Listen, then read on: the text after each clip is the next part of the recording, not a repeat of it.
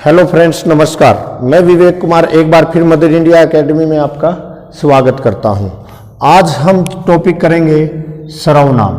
ठीक है, तो जो सर्वनाम टॉपिक है, सबसे पहले इसके अंदर पता होना चाहिए कि सर्वनाम होता क्या है। ठीक है, तो ये भाई संज्ञा के स्थान पर प्रयुक्त होने वाले जो शब्द होते हैं उनको हम क्या कहते हैं? सर्वनाम कहते हैं। जैसे मैं, तुम, वह, वे, आप, इस तरह के शब्द जो होते हैं वो सर्वनाम कहलाते हैं। मुख्य तौर पे सर्वनाम 6 प्रकार के होते हैं: पुरुषवाचक, निश्चयवाचक, अनिश्चयवाचक, संबंधवाचक, प्रश्नवाचक, निजवाचक। भाई ठीक है, सबसे पहले हम बात करेंगे पुरुषवाचक की। भाई तो पुरुषवाचक कौन से होते हैं? पुरुषवाचक के अंदर जैसे वक्ता, श्रोता या अन्य आते हैं। इसमें जैसे मैं, हम, तू, तुम, आप, यह, ये, वह, वे।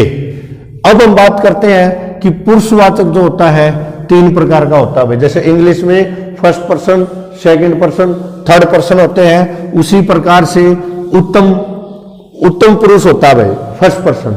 इसमें वक्ता, वक्ता का मतलब होता है बोलने वाला। कौन होता है? बोलने वाला। भाई ठीक है, जैसे मैं, मैंने, मुझे, हम, हमें। ठीक है, इसके बाद हम बात करते हैं मध्यम पुरुष।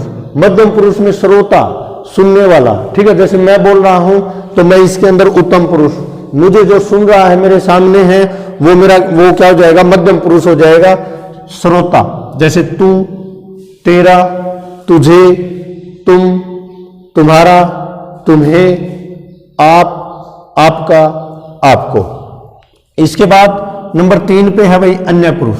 अन्य पुरुष कौन सा होता है? जो ना तो श्रोता और ना ही वक्ता। भाई ठीक है, उससे अलग कोई थर्ड, जैसे वह, वे, उसे, ये हो जाएगा पुरुषवाचक। इसके बाद हम बात करते हैं निश्चयवाचक की।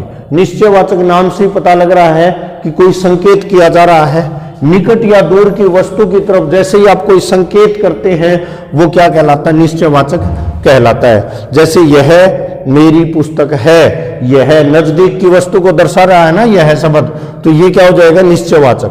वह उनकी मेज है, तो वह किसको दर्शा रहा है? दूर की वस्तु को। तो यह और वह यहाँ पे निश्चयवाचक हो जाएंगे। रवि मेरा बेटा है, वह विद्यालय में पढ़ता है, तो वह क्या हो जाएगा यहाँ पर?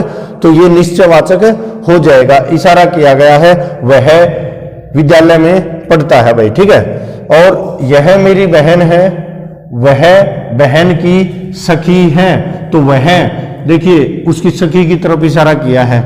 लेकिन यहां पर वह जो है ना अपने बेटे की तरफ इशारा नहीं किया, इसलिए वह क्या हो जाएगा? पुरुषवाचक हो जाएगा। भाई क्या हो जाएगा? पुरुषवाचक। समझ पाए बात को? रवि मेरा बेटा है, वह विद्यालय में पढ़ता, वह सामने नहीं है, वो वैसे ही हम जिक्र कर रहे हैं तो थर्ड पर्सन की जगह पे आ जाएगा यहाँ पे, तो इसलिए ये हमारा अन्य पुरुष हो जाएगा। तो इसमें अंतर समझने का प्रयास कीजिए आप। ठीक है, अंतर समझिए। यह मेरी बहन है, वह बहन की सखी है, यानी इशारा कर रहे हैं, सामने खड़ी है और उसके लिए बातचीत कर रहे हैं, तो इशारा कर रहे हैं, तो वह शब्द यहाँ पे क्या हो जाएगा? निश्चयवाचक। जबकि वह शब्द क्या नहीं है? निश्चयवाचक नहीं है। ये बात आपको स्पेशल नोट करनी है भाई। ठीक है, इसके बाद अनिश्चयवाचक।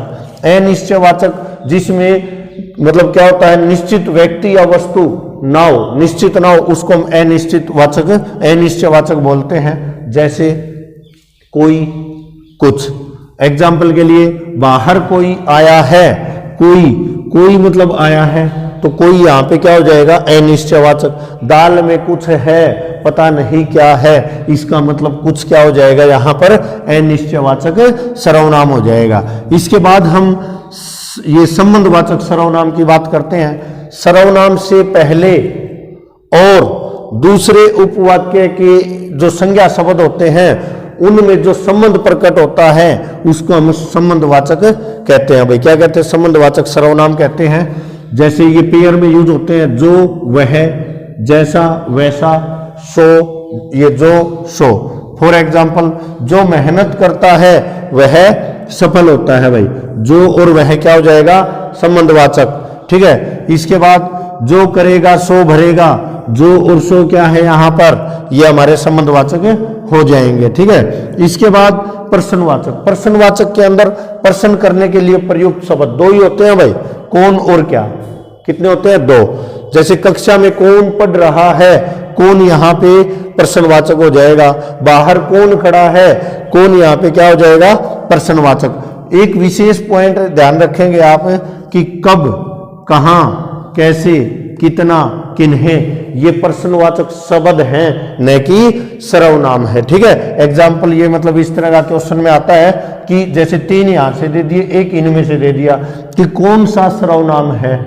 ठीक है, तो कौन सा भाई प्रश्नवाचक सर्वनाम कौन सा, इस प्रकार से क्वेश्चन बनता है। इसके बाद अंतिम है निश्चयवाचक। निश्चयवाचक क्या होता है भाई?